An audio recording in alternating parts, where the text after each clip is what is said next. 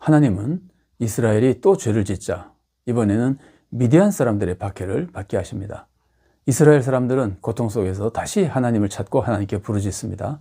하나님은 그들의 죄를 꾸짖으시고 그들에게 사사를 보내주십니다. 이때 사사로 세움받은 사람이 기드온입니다. 기드온은 하나님 말씀에 순종하지만 믿음이 약한 모습을 자주 보여줍니다. 바알 제단을 밤에 몰래 헐니다. 하나님이 헐라 그러니까 당당히 헐지 못하고 밤에 몰래 헐니다.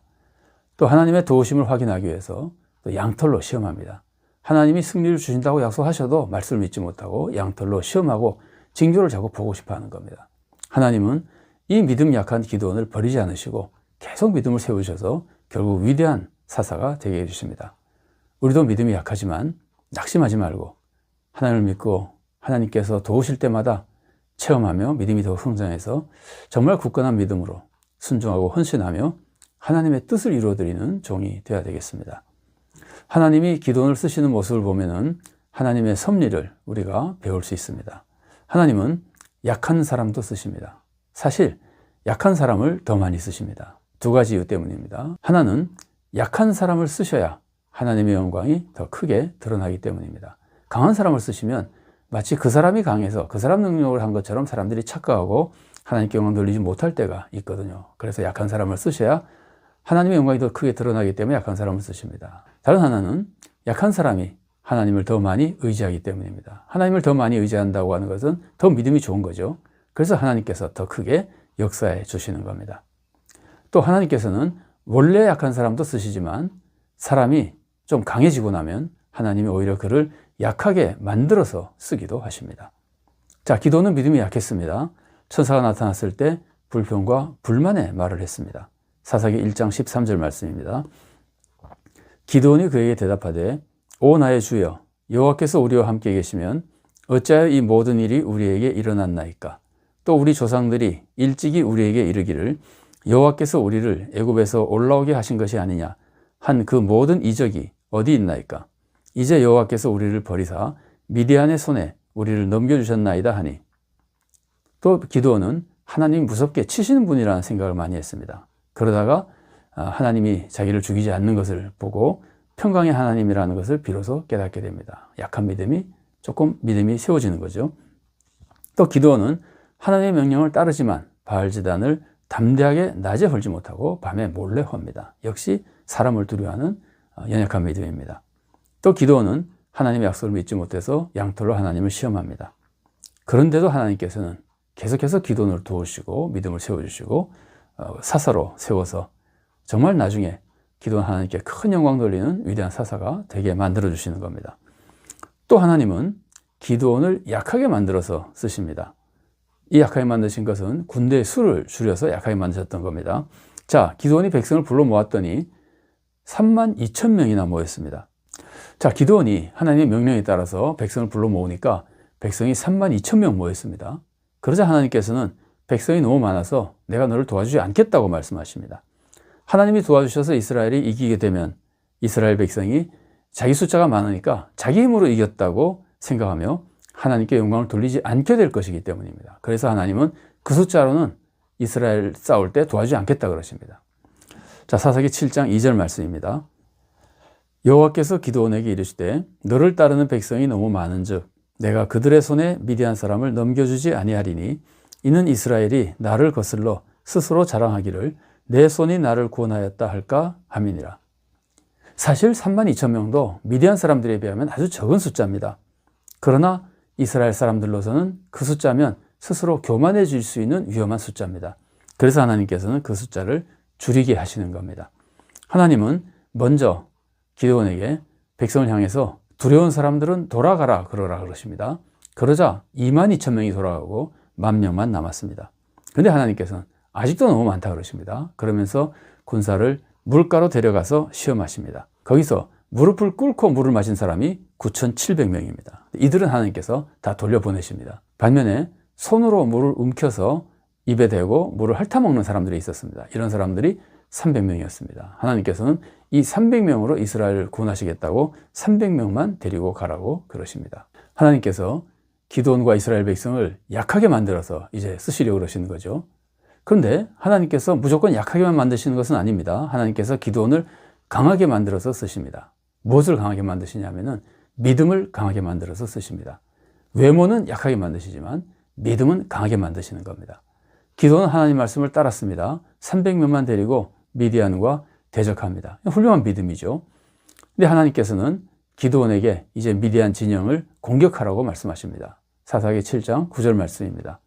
그 밤에 여호와께서 기드온에게 이르시되 일어나 진영으로 내려가라. 내가 그것을 내 손에 넘겨주었느니라. 그러나 기드온은 두려워했습니다. 믿음이 약한 모습이죠. 그래서 하나님은 또다시 기드온의 믿음을 강하게 만들어 주십니다.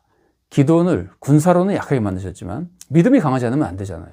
그러니까 기드온의 믿음을 강하게 만들어 주시는 겁니다. 사사기 7장 10절과 11절 말씀입니다. 만일 네가 내려가기를 두려워하거든 네 부하 부라와 함께 그 진영으로 내려가서 그들이 하는 말을 들으라.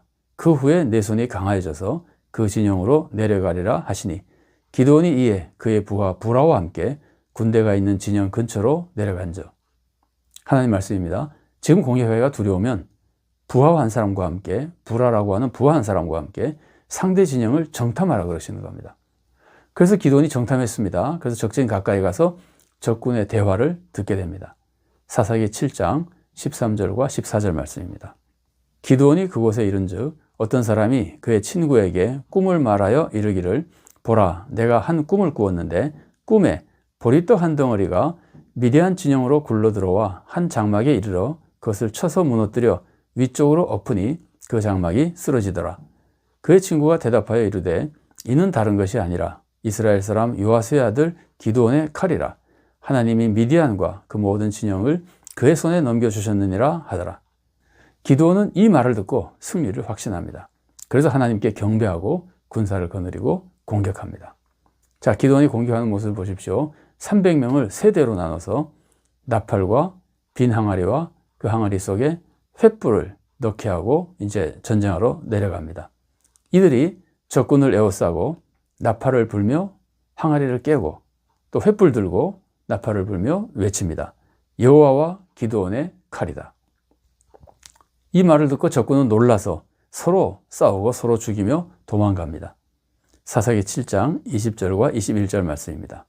세대가 나팔을 불며 항아리를 부수고 왼손에 횃불을 들고 오른손에 나팔을 들어 불며 외쳐 이르되 여호와와 기드온의 칼이다 하고 각기 제자리에 서서 그 진영을 에워싸매 그 온 진영의 군사들이 뛰고 부르짖으며 도망하였는데.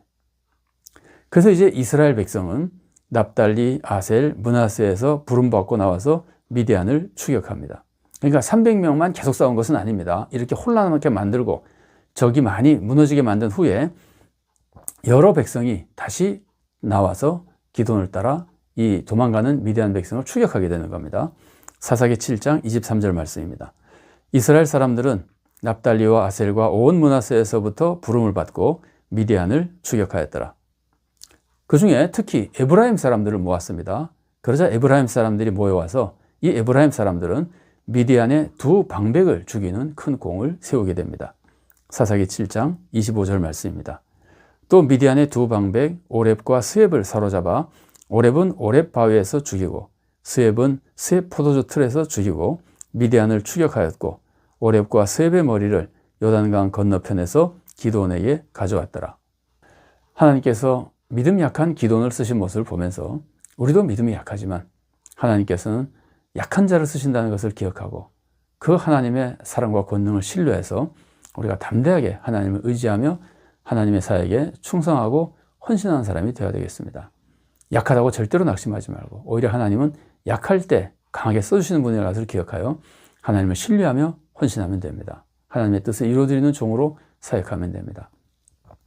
만일 우리가 강해져서 우리 스스로를 믿을 정도가 되면은 그러면 믿음이 없으니까 하나님의 뜻을 이루어드리지 못하죠. 그래서 오히려 하나님은 우리를 그때 약하게 만들어서 쓰십니다. 그러니까 우리는 혹시 하나님이 나를 쳐서 약하게 되어도 두려워하지 말고 오히려 약하게 된 우리를 하나님이 더 크게 써주신다는 것을 기억하며 하나님을 신뢰하고 하나님께 충성한 사람이 되어야 됩니다. 우리는 외적으로 강하거나 약하거나 진짜 우리들에게 중요한 것은 나는 못하고 나는 부족한 사람이고 오직 하나님이 해주신다는 것을 신뢰하며 하나님만 의지해야 됩니다. 우리가 오직 하나님만 믿으면 그것이 우리의 믿음이 강한 거가 되는 거거든요. 하나님은 외모가 약한 사람을 쓰시지만 믿음이 강한 사람을 쓰시잖아요. 그래서 우리는 하나님만 믿고 그 강한 믿음으로 하나님의 뜻을 이루어 나가야 됩니다. 우리가 어떤 상황에서도 오직 하나님만 믿고 의지하면 그것이 바로 나는 약한 모습이 되는 것이고, 반면에 하나님만 의지하는 믿음은 강한 모습이 되는 겁니다. 우리가 이런 올바른 믿음으로 하나님께 순종하고 헌신해서 정말 구원의 역사를 이루어가고 하나님께 영광 돌리는, 세상에 큰 덕을 끼치는 귀한 성도로 살아갈 수 있기를 바랍니다.